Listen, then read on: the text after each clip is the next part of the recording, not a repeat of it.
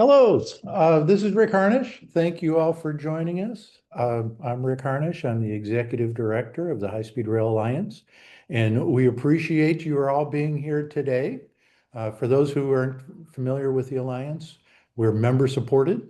So people like you who really want to ride great trains across America, and our role is to help people like you understand what great trains can be in America, what we need to do to make them happen, and what steps you can take in order to make them happen, and then how you can help persuade your legislators either in your state capital or in Washington, D.C. to take those steps. So thank you very much for being here with us today. If you're not a member, please go to highspeedrail.us and hit the Become a Member button. If you are, you can do it again because we're really excited about the potential to move things forward over the coming year.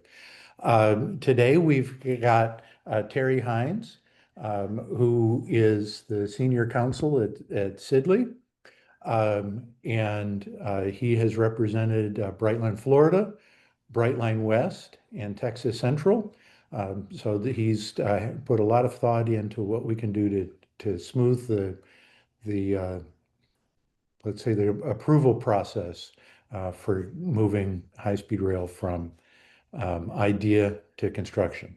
So Terry, thank you very much for being here. Oh, I forgot one detail. So if you have a question, please put that in the questions and answers. Jordan, who is our outreach director, who is also on camera, will be asking those questions after the presentation. And feel free to use the chat, but if you have a question, please put it in questions and answers. So Terry, again, thank you for being with us. And I can get the presentation started for you right away if that's what you would like. Sure. Okay. And where did it go? There we go. Oops. There we go. Thanks, Rick, and good afternoon, everyone. Thank you for taking the time to listen to this presentation. There are two big issues, that affect. There are many issues, but the two big ones that affect the development of high-speed rail are funding and environmental and permitting process. And as we're going to see here, the two are very interrelated.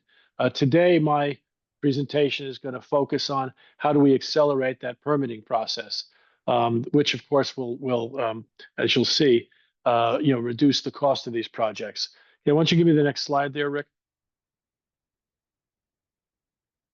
Okay, this slide here sort of demonstrates the problem. The biggest problem is that permitting just takes too long. The Texas Central project between Dallas and Houston took 4.5 years to get an environmental impact statement completed. And because of the delays in moving that project forward, there's probably going to be some additional environmental permitting time that they're going to incur. Brightline West, which is the project between Los Angeles or Southern California and Las Vegas, the initial project took 8 years to get approved by the FRA, I guess, was doing that environmental impact statement. And, the delay was such a problem that the original proponents of that project gave up, and they ended up selling the project to the folks who own Brightline. Even after that occurred, the first thing that we did after Brightline, the project became a Brightline West project, was to propose to move it into the median. They were planned to build it sort of north of the east-west highway between LA and Vegas. Moving it into the median would have been great for the environment because it would have avoided the need to spoil more land. The land in the median between the east and westbound lanes had already been dug up and spoiled when they built the highway. Notwithstanding that fact, it took us another 2.5, 3 years to get approval for just to move it into the median. And then there's the granddaddy of them all, California High-Speed Rail. They, of course, did their approval in a group of segments, but overall, it took 19 years to get all of the environmental approvals that they needed to complete the project. Of course, we all know, and we'll see here in a minute, the impact financially that it had on that project. Why don't you give us the next slide, Rick? So here's various reasons why permitting delays make it difficult to develop these high-speed rail projects. One, it vastly increases the project cost. Examples for you, that Texas project, Dallas to Houston, the original price tag on it was $12 billion. Now that price tag is upwards of $25 billion. In the case of the California high-speed rail project, and now it wasn't, in that case, it wasn't all due to delays in environmental permitting. That project suffered from other problems as well. But the original price tag was $33 billion to build the entire project between Northern California and Los Angeles. Today, the estimated cost of that project to complete it is $128 billion. And as I said, while that wasn't entirely attributable to delays in environmental and permitting, those didn't help at all. The other thing is that it discourages private investment. A private investor looking to buy something in the infrastructure sphere, and today, by the way, there are plenty of these big infrastructure funds that are looking for big projects to invest in. The problem is this: if it takes 8 or 10 years to get an environmental review, another 3-4 years to build the line, and you tell a private investor in year 13 you're finally going to see a revenue stream, they're not going to be interested in that. They're going to try to find some other place to deploy their capital. But if you were to tell them that the environmental review period might be 2 years or 3 years, you'll build in 4 years, and by year 7, year 8, there'll be a revenue stream. That's a much more attractive investment for the private sector. And I firmly believe that if we're going to have a robust robust high-speed rail system in the United States, it's going to require a lot of private investment. I mean, those of you who are familiar with railroad history know that we built the Transcontinental Railroad in the 1860s entirely with private capital. Congress did 2 things to push it along. One, they provided land grants to the proponents of the railroad for the Transcontinental Railroad. The other thing they did was they passed the Pacific Railroad Act, which guaranteed the bonds. They were privately issued bonds, but they were guaranteed by the federal government.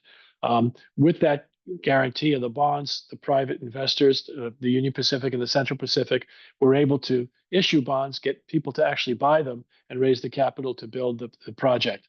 I think today, as we try to develop, particularly longer intercity high-speed projects, we're definitely going to need private investment because, for political reasons, there just isn't the appetite here in America to pour massive amounts of taxpayer dollars into these projects. Okay, and finally, delaying the permitting delays the delivery of the service to the public. A project like California, I mean, they started talking about that in the early 2000s, and here we are, it's 2025, and there isn't a single mile of that service available to the public, even though a lot of money has been spent and a lot of time and effort has been put into the project. And that alone too kind of dampens down citizen enthusiasm for these projects. People will get behind them and say, "Oh yeah, it's a great idea," but then they wait year after year after year, and they don't see any progress, toward getting the project built. That enthusiasm will wane. So I think, as an industry here for the high-speed rail industry, we need to get a faster process going so that we can continue to develop and keep the support of the public. And now there's no reason it should take as long as those numbers that I showed in the previous slide.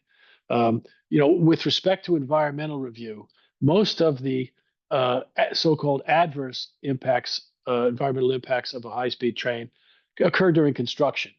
There's noise, there's dust, there's interference with roads, there's inconvenience to the community as roads are blocked off, and that sort of thing.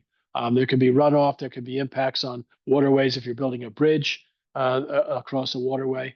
But once the project is built, a high-speed rail project is decidedly positive from an environmental standpoint because it takes cars off the road, that reduces emissions, it reduces the number of accidents on the highway because the fewer cars you have traveling, proportionally, you're going to reduce the number of accidents and incidents. It eliminates all of the lost time and productivity that people experience by being stuck in massive traffic jams around our larger cities. So all of the impacts of the project once it's built and up and running are decidedly positive. So really the only thing that needs to be reviewed is what happens during construction. And the problem with the current situation is that it creates an opportunity for sort of the NIMBY folks, people that not in my backyard, don't build this near me, to take advantage of the environmental review process to delay a project, maybe even try to kill the project entirely. As many of you know, the way these projects shake out in terms of support and opposition, any town or community that's got a station is going to love it. Any town or community through which the high-speed train is going to just run by 20, 30 times a day and not stop in that town, the folks in that town don't have much of an incentive to get behind it. And in fact, sometimes all they see is the negative impacts during construction, and they as a result decide to oppose the project. So a permitting reform that includes a hard cap on the time will reduce the impact of that sort of opposition. And it can be done while still giving those folks the opportunity to raise whatever concerns they have. Let's have the next slide, please. Now, interestingly, federal law today already has time limits on environmental review. A full environmental impact statement, according to federal statute, is supposed to be completed in 2 years. An environmental assessment, that's sort of a lesser detailed environmental review that the reviewing agency can decide is sufficient if on the face of the project there are not likely to be very significant environmental impacts. The EAs are supposed to be done by statute in 1 year. As the numbers that we looked at for the Texas project and Brightline in California show, those are just pretty much ignored, or maybe we say observed in the breach by the agencies. And this happens in one of two ways. Sometimes the agency will delay the start of the process. They hear from a proponent, I want to build a line between here and there. They will engage in all sorts of preliminary fact gathering and address certain other issues, financial issues, for example, if you're looking for state or federal money, and they won't start the environmental review process. So a lot of times, from the date of conception, it's sometimes years before that 2-year statutory clock runs. Another thing that we see is so-called stop and start review. An agency will start the environmental review process, maybe based on some comments that are received or some new issue that comes up. They'll tell the proponent, you need to provide additional information. And what they do there is they click down and stop the stopwatch. And during that whole period where that is done, this 2-year statutory period isn't running. And finally, I don't have it on here, but finally, sometimes just begging the complexity of the project, agencies just don't get the job done in time. And I don't want to bash on at the federal level, the federal agencies. They are very busy, and they have limited staff. And these are big projects, and there's a lot of work that goes into these environmental reviews. And one of the things that we'll talk about in a little bit here is if Congress is going to have an enforceable, tighter deadline for the review of these projects, I think the quid pro quo has to be that they provide the agencies with jurisdiction over the project sufficient resources so they can meet it, realistically. All right, next slide, please, Rick. Okay, so there have been a couple of proposals that have been circulating in Washington. How do we address this? What do we do about this? One proposal was to designate the STB, the Surface Transportation Board, as the lead agency for all high-speed rail projects. Anyone that crosses a state line or that is connected in some way to interstate commerce is something that the STB already has jurisdiction over. An example, the California high-speed rail project will be constructed entirely in California. However, because it was going to have connections to Amtrak at various locations in California. And Amtrak's network, as we all know, is nationwide. That was considered to be part of the interstate network, even though the physical tracks of the California project would all be located within California. The same was true of the Texas Central project. Bright Line West, of course, does cross a state line. It's a project that's going to be between Southern California and Nevada, going into Las Vegas.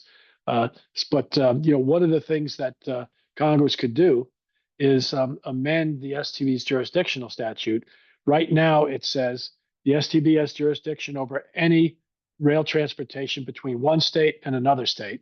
They have jurisdiction over any transportation that is within, between one state and another place in the same state, if it's part of the interstate rail network. And that was what I was talking about a minute ago.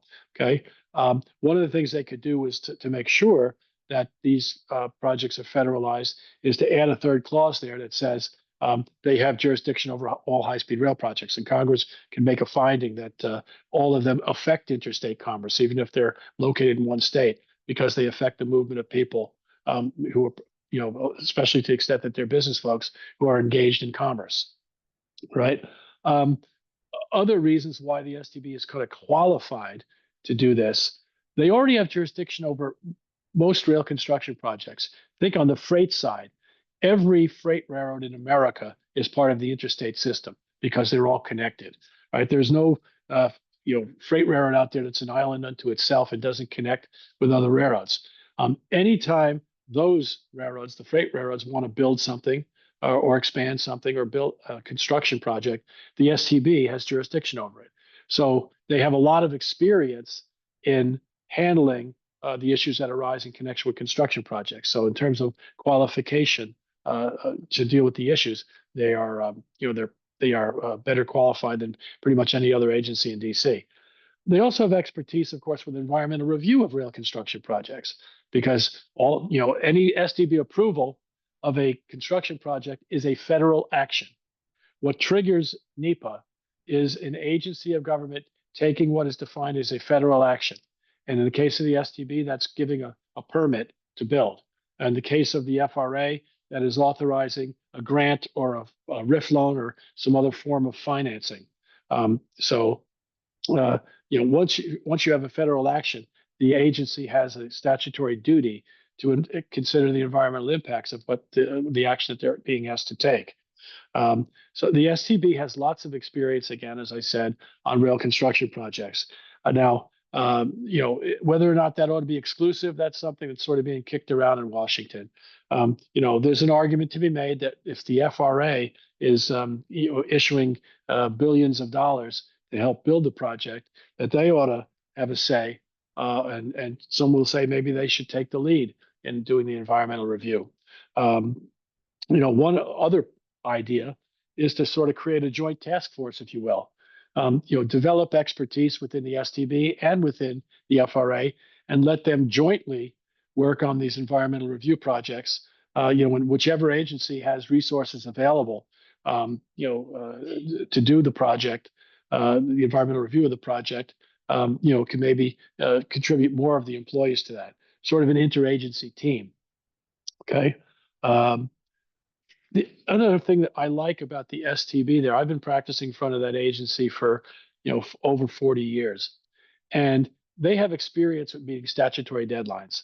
Some of the other things that they do, they approve mergers, they approve rates, they approve the construction or abandonment of particular facilities.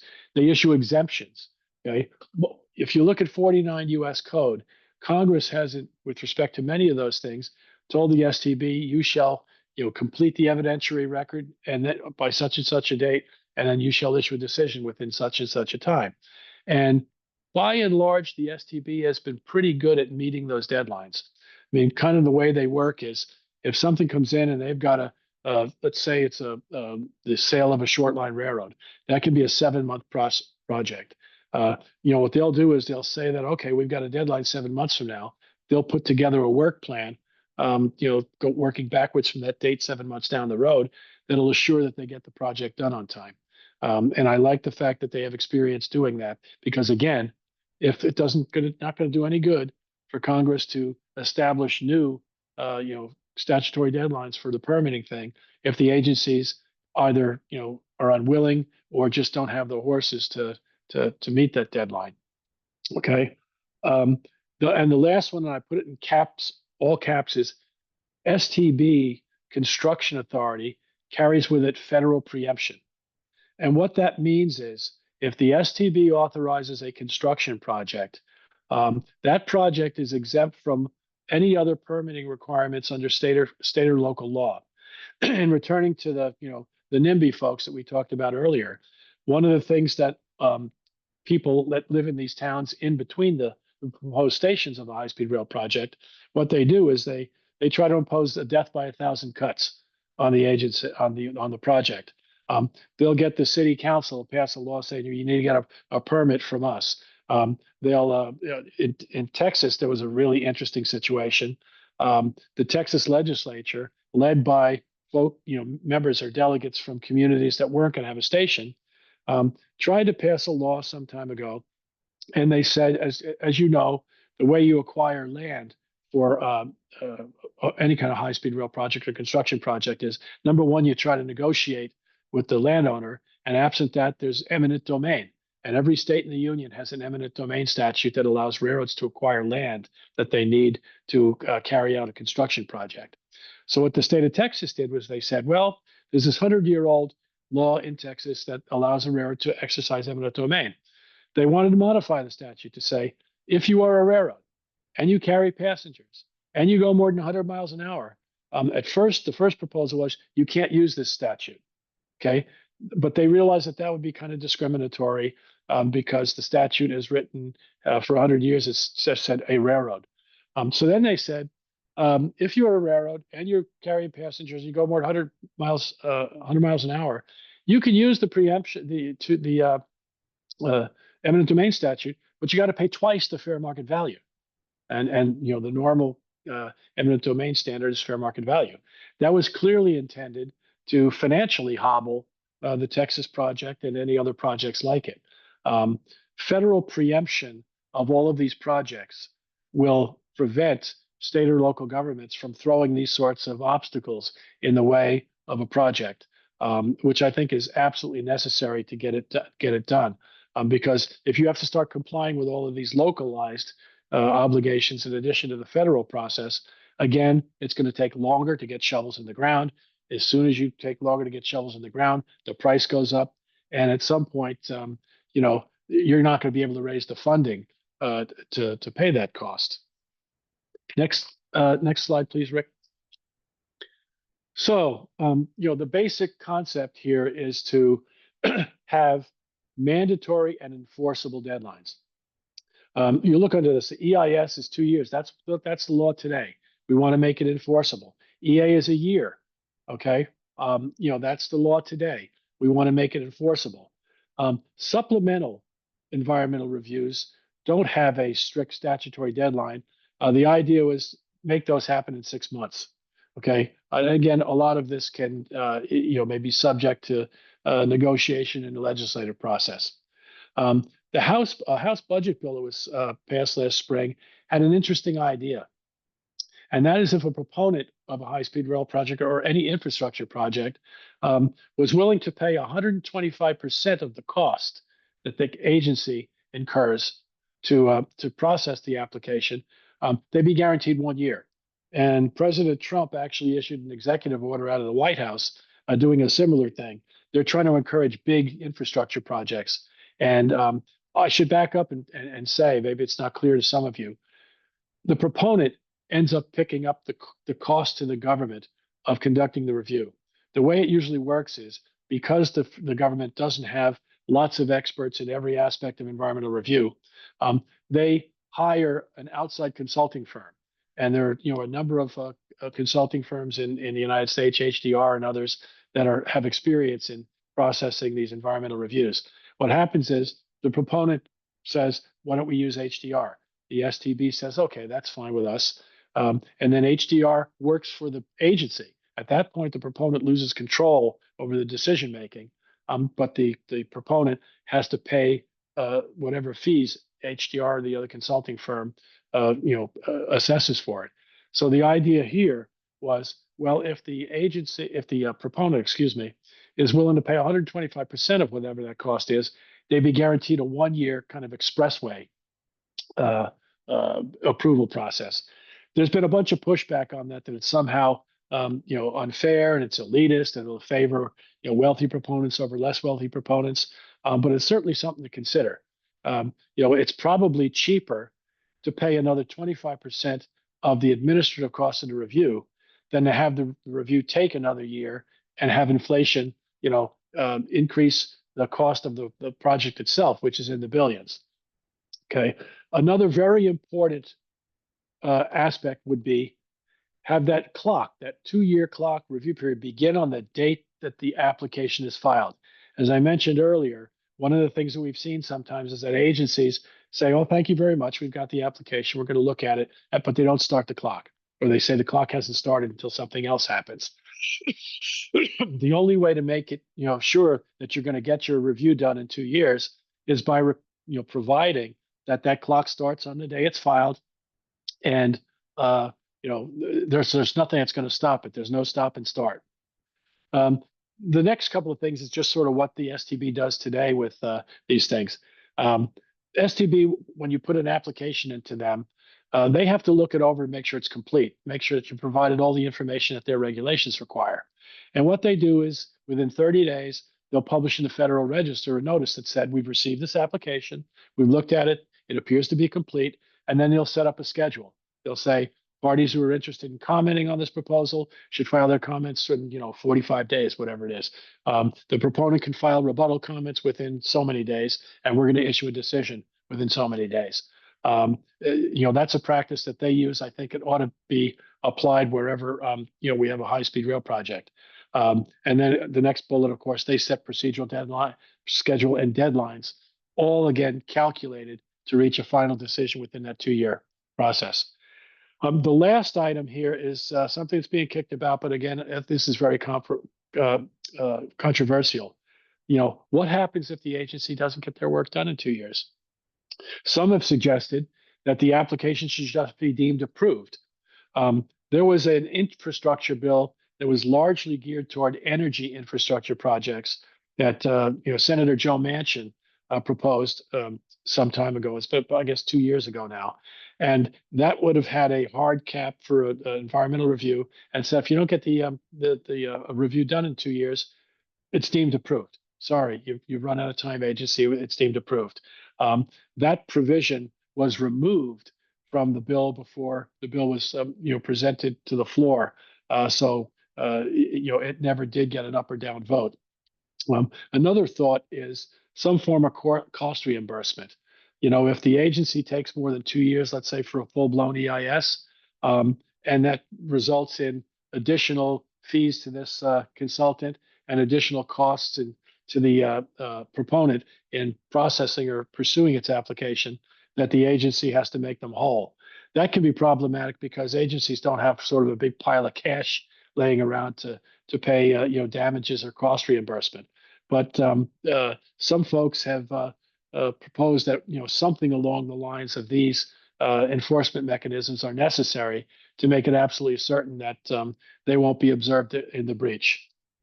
Okay, I think, Rick, that's the last slide. Last slide is just a nice little advertisement for my firm's offices in various places. Hit it right at half an hour, which is where I tried to do now. Wanted to leave a lot of time for your questions. Jordan, I guess you're going to be the keeper of the questions and pose them to me, and I'll do my best to answer them. I do have a couple to get started, and thank you very much for this. The first is we should define high-speed rail, since that's kind of like art. I believe Yeah. it. See it. So in this case, how is high-speed rail defined? Well, there's been a lot of debate about that too.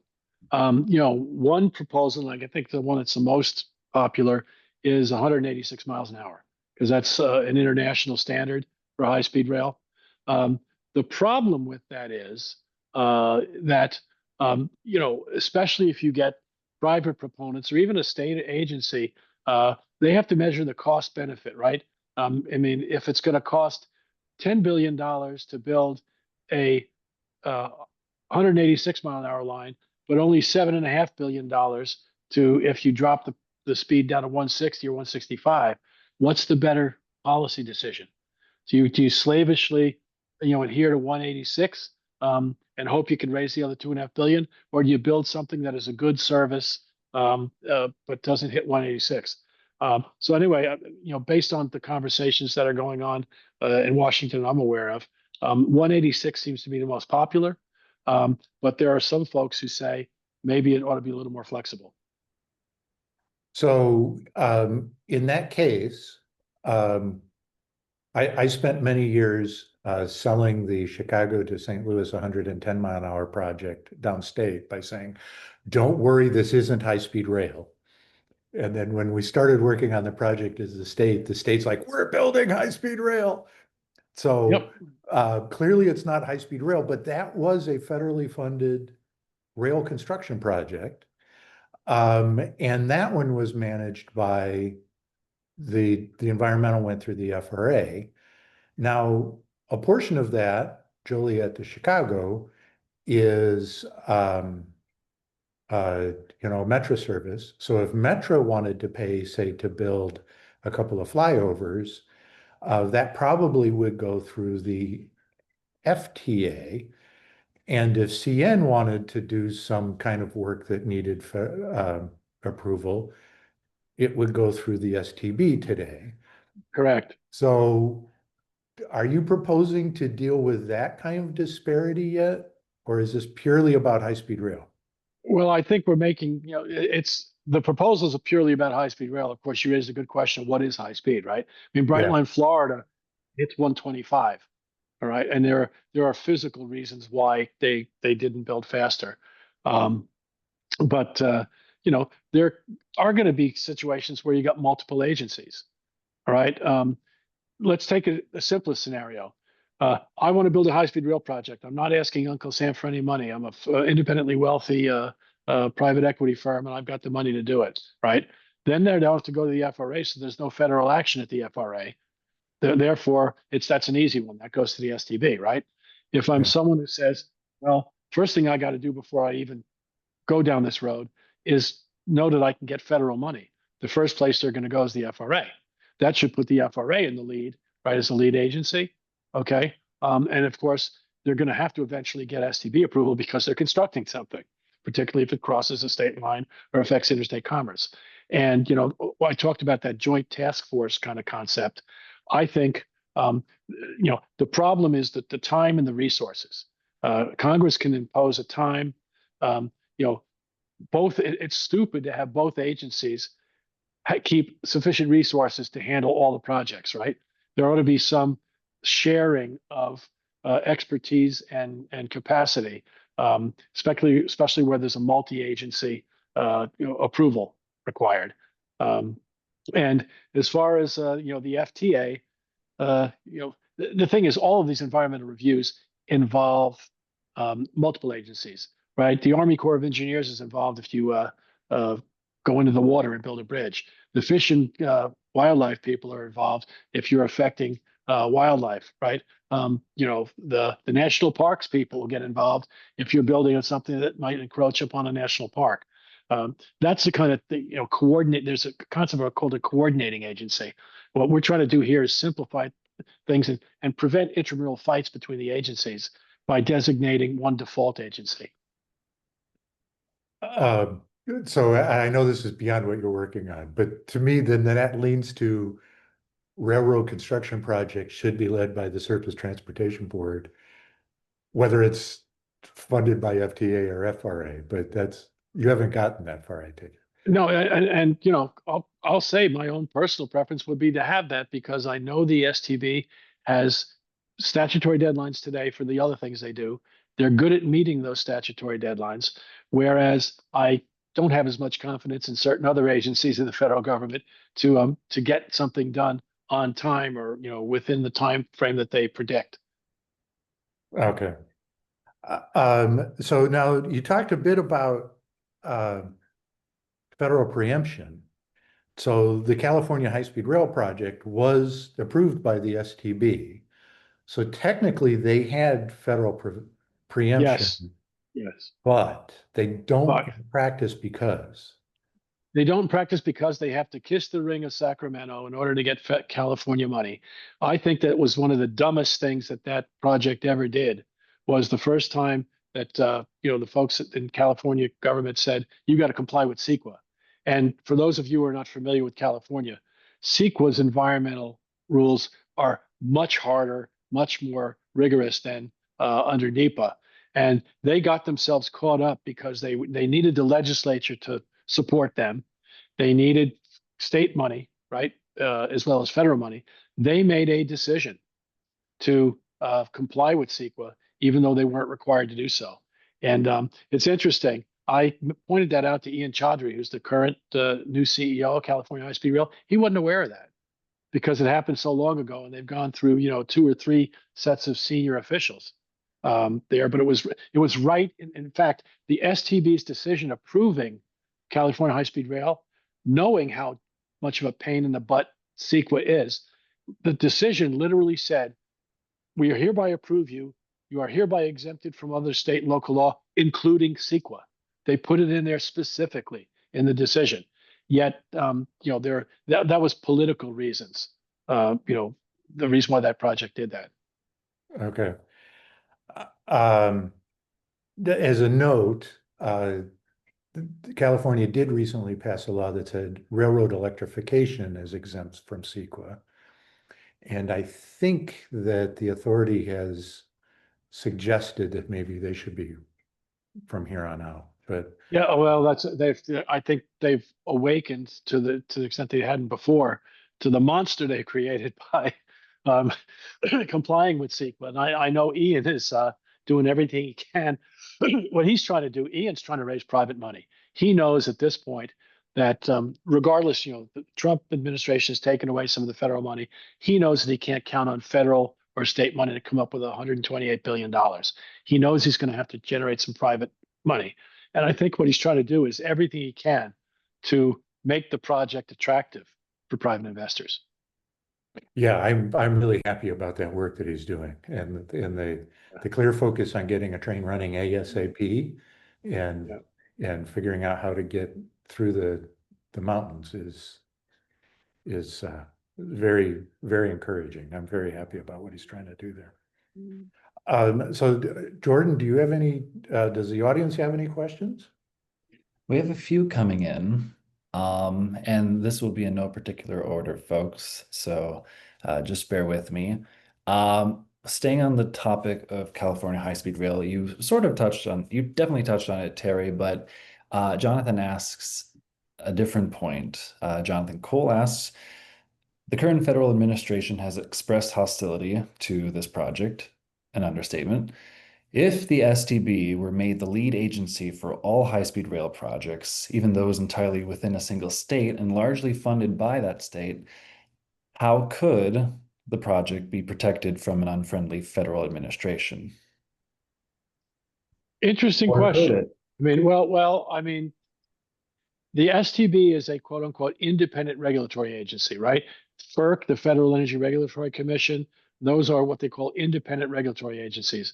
For those of you who may not realize it, the STB is not part of DOT. It is out here as a separate agency.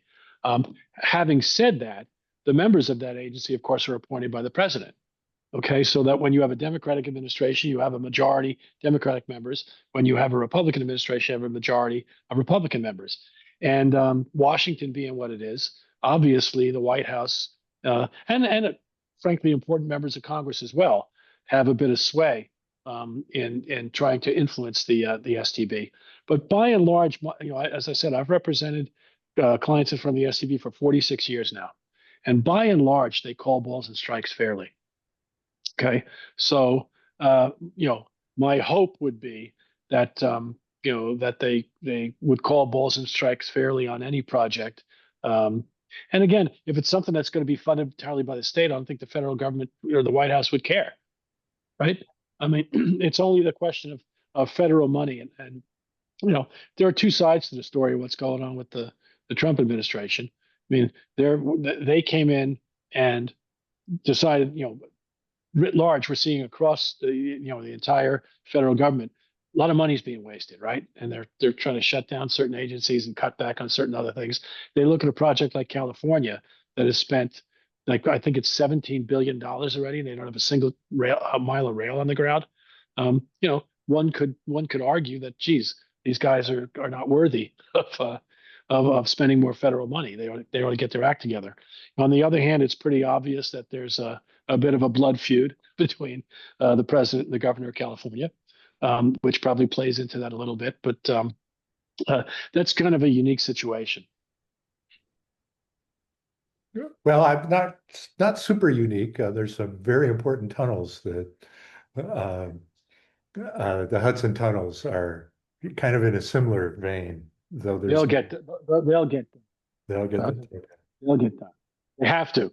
I mean, but one of the things, listen, what do they say in the medical profession? A doctor's first job is to do no harm. Okay. I mean, giving Amtrak money for that project up in and around New York is sort of falls into that category. It's not going to do us any good to try to build more high speed lines if the Acela line, sort of falls into disrepair, right? And ceases to be able to perform the function it performs. So that's a lot of yakking on that one. I think that one will get fixed. I sure hope so. I sure hope so. I'm sorry, Jordan, it's your. All good. Rishab asks, could you explain how accelerating the permitting process will not have a negative impact on addressing environmental justice concerns, especially following the cuts to federal agencies under the current administration? Well, let's take two parts here. Take the last part first. We're talking about cuts to agencies. As I've said several times during the presentation, if we're going to force these agencies to act in 2 years, we have to give them the resources to do it, right? One doesn't happen without the other. So let's assume that the agencies have the resources to get it done in 2 years. A 2-year process is not going to prevent anybody from raising any issue, environmental justice or noise in my backyard, or shutting down a street or crossing this street here is going to be unsafe, or whatever the concerns are. And I tend to believe that whatever those concerns are, they can be handled in 2 years. It doesn't take the environmental justice people 7 years to express their concerns, and it doesn't take an agency 7 years to take counter views and make a decision.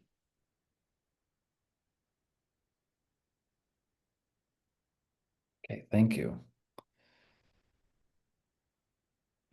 And along the lines of environmental concern, from your experience, oh wait, where'd it go? Sorry, we got another question and it bumped it out of my screen.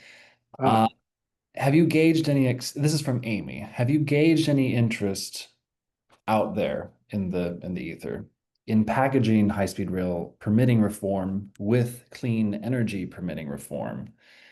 You mentioned Manchin's bipartisan permitting reform bill for energy. We tried. Okay. When Manchin had this bill that I referred to earlier, and I saw the language, wow, 2 years or else it's deemed approved. We tried to get them interested in, specifically mentioning high-speed rail, but the message at that time was, we got a big enough fight on our hands with energy that we don't want to complicate our prospects for success even further. I think both energy and transportation are both very high priorities, or should be very high priorities for our country. So I'd love to see, tight permitting deadlines for both types of projects. Thank you. Chris just asked, given California giving CEQA exemption for railroad electrification, would it be legally feasible for future single state projects to include similar local and state exemptions as part of their legislation founding and fundraising for these projects? Well, I mean, state agencies can do whatever they want, right? But the whole gist of what I'm talking about here is making all of these projects federal, even if they don't cross state lines, if they qualify as high-speed rail, however we define it, okay? So that project wouldn't have to comply with the state electrification thing. By the way, the electrification thing in California doesn't say the construction of a project. It said if you're going to electrify something. It doesn't say every electric railroad in California is exempt. Thank you for the clarity. One moment. And I might also mention, California suffered greatly from the NIMBY thing. There's a lot of opposition by communities that weren't going to get a station. And maybe one of the mistakes that they made in designing this thing is they put too many stations, particularly in Northern California, I think to placate folks. My favorite is Gilroy. It's the garlic capital of the world, as they say. But I'm not aware of a huge demand for transportation between Gilroy and LA. I was muted. Rick, you're on mute. Yeah, I'm sorry. I don't think that my primary concern that I think people don't talk about a lot is how they went for a while. They were alongside the Union Pacific, and then they cut across the fields to go to the BNSF, and then they cut back across. I think the primary issue really was they didn't have the political power to create a straighter line. There was a demand. They went to Palmdale because a very important member of the California legislature serves Palmdale. And as I said earlier, if you get a station, they love you. If you don't get a station, they don't love you. Okay? And in order to get the project approved, they had to go to Palm. And the excuse, of course, was, well, we'll connect up with Brightline. Of course, that you got to do the High Desert Corridor project as well. But yeah, there were some design decisions that I think they were political, and I'm sure they contributed to the increase in the cost. Absolutely. Absolutely. All right, going back a little bit in the Q&A. Mark asks, do interstate highways get environmental approvals more quickly and easily? And I will add to that, why or why not?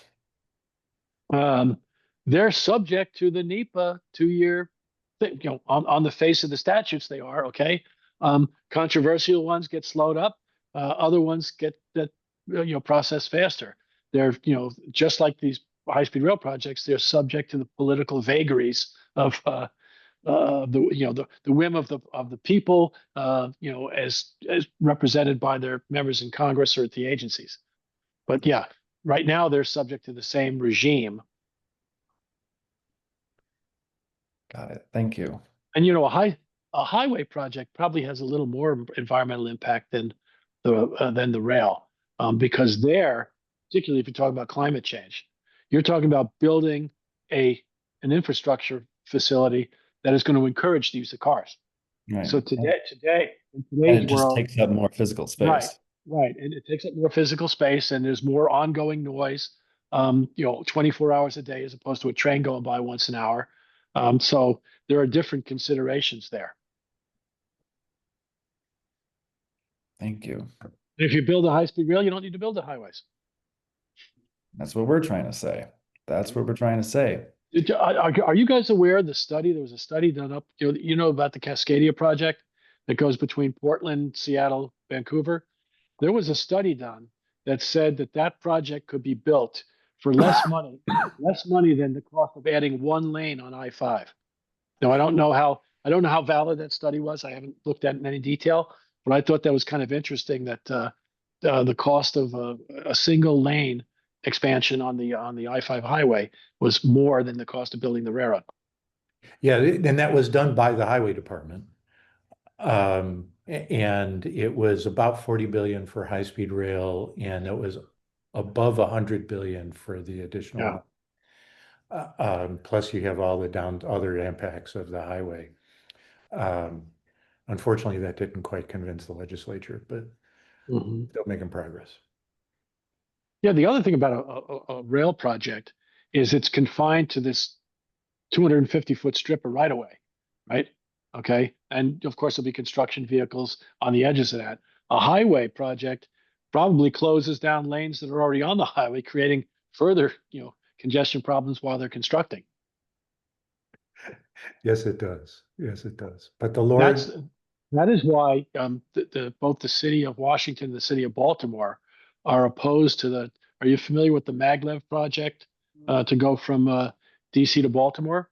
Yeah. And one of the main reasons why the DC government was opposed to it was they'd have to close a lane down on New York Avenue. For those of you who are not from the DC area, New York Avenue is sort of one of the main arteries that if you're leaving town to go to the suburbs of Maryland, going east, and it's only 3 lanes, it's a pretty busy road, and they would have to shut one of those lanes down for like 5 or 6 years because they were going to tunnel and put the maglev train below ground there. Okay, Oh, and the DC government did not like that at all. that's interesting. I didn't know about that. I was, the one huge benefit of that is we now know where you can put a true high-speed line between Washington and Baltimore. Whether you can really get that done or not is a different question. Right. Yeah. Yeah, I was involved in that project too, and it was a bit shocking the opposition that we got. The other crazy thing we got was we were going to go up the GW Parkway between DC and Baltimore once we get out past New York Avenue on the east side of the highway, and it goes past a bunch of different federal campuses. One was a Secret Service training area, and the Secret Service actually was concerned that the train going by would allow terrorists or somebody to see what they were doing training was. Of course, a maglev train goes so fast you wouldn't be able to see anything anyway. All right. But there was definitely, I think, some sort of conspiracy to get all the Department of Agriculture had one. They said, "Oh my God, you're going to take 150 feet of our huge campus. We're experimenting and growing better tomatoes there. They can't find a place to plant their tomato plants somewhere else." It was uncanny the level and the nature of the opposition that environmental impact statement encouraged. That's interesting. Maybe we should do a presentation specifically on that one. That's interesting. Was there anything else, Jordan? Well, I think I have a question. I don't know Okay. exactly how to articulate it, but I think we will get there. Um, a few questions in the chat, and you've touched on it, Terry, about eminent domain, which I bring up just because it's obviously a very hot button issue whenever it comes up with infrastructure projects. And it's a hard balance in many people's eyes of there needs to be, we need to build infrastructure projects that serve everyone. At the same time, there's been the Robert Moseses of history, and it's hard to be like, we need to tear down this house or assume this farmland in order to be part of the process. So I guess my question is, from the standpoint of, all of us trying to advocate for, high-speed rail, but also those who are in charge of, any major infrastructure project, whether it's DOTs, et cetera, authorities, how do you approach that, and how does that process really go about when you have to use eminent domain? Yeah. Does that make any sense? Yeah. No, I think there's a couple of questions in there. Yeah, that's my brain. I mean, the basic concept is that for certain projects or things that want to do that, enhance the public good, there's a right to take property. But again, presuming, it all assumes you get paid fair compensation, right? Mhm. And the way it works is the party that's a proponent will propose a price. For your house or your property, your little strip of your farm, whatever it is, I'm willing to pay you X. And if that, all eminent domain statutes have a right to go to court and have the court decide. And usually what happens is a practical matter. Once a couple of these eminent domain suits are settled, the going rate, whatever it is per acre or whatever for the land, will be apparent. So you'll have less litigation. I mean, it's a public policy question going back to the very beginning. As I mentioned earlier, Texas had their railroad eminent domain statute for over 100 years. If we didn't have, and every state in the union has one, and if we didn't have that, we wouldn't have our freight rail system today. because a lot of that system was built by acquiring property through eminent domain. So it's kind of a balancing of the public good versus someone's individual good. I know in certain places like Texas, forget about it. They were like, not, over my dead body, they're, cocking the shotguns, you're not taking my land. That's why the Texas legislature was trying to do things to hobble the use of it. Um, it's a public policy question that we've had since the beginning of time here in the country. My way of thinking is the first thing a project should do is try to minimize how much private land they need to take. One of the good things that Texas project did was build along the TXU utility corridor. There was already a utility corridor with the high tension wires, and we were going to build sort of right along that. So that kind of reduced the amount of property that was someone's home or ranch or farm or whatever that we had to take.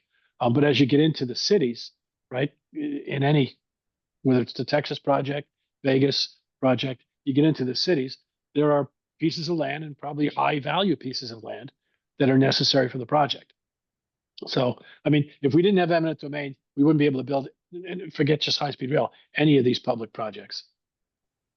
Yeah, so for example, private pipelines have the right of eminent domain once the project's Right. approved. Right. So, And as long as the process is fair and a fair price is paid, I don't know. My own personal view is that the balance of equities between the public good and the individual rights probably augurs in favor of allowing it. yeah. So and to kind of put an ender on it, so um, we've, there was a period of time in the 50s where we were probably as a country too aggressive on getting projects built and did a lot of damage to a lot of places. And we created a system that makes it a lot slower to make those decisions, but doesn't necessarily stop the bad stuff. Yeah. But it does, because it's so much harder to build a railroad than it is to build a highway politically, that process really hobbles building electrified railroads, which is something we need to speed up. So this Yeah. is about how do we make that decision Think quicker? think about it though too, right? I mentioned Texas. Bright Line West, about 85% of the right of way is through the Mojave Desert. It's not disrupting anybody, right? It's a single agreement that we made with the Bureau of Land Management that manages those lands for the federal government. There's been a lot of talk, Rick, about trying to follow highways, right? It's sort of following the example that we did with Bright Line West. If you can build along a highway right away, the incremental eminent domain and the incremental environmental impact, right, of the noise going on, whatever, for the highway and the train can be minimized. Yeah, and so I'm a commissioner on the Illinois High-Speed Railway Commission, and we're starting to make those kinds of decisions today, getting the framework so the legislature can decide whether to move forward or not. So hopefully by the time we have the state ready to go, we will have simplified this process a lot. So it doesn't look like, Jordan, there's any more questions from the audience that are directly to this, right? Yes, I think we're at a good stopping point. Thank you both for your insight onto that. I mean, it's a big challenge when we're talking about this, and it's an important issue on folks' heads. So appreciate both of your insight onto it. Yep. So thank you, Terry. I really appreciate this. We've hit the hour. For those, and again, in the audience, if you liked this presentation, if you'd like more of them, go to highspeedrail.us and hit that become a member button. And if you do that, or even if you just join our newsletter, as this process moves forward with this proposal, we'll keep you up to date. So thanks again, Terry. You're welcome. It's a pleasure. Take care.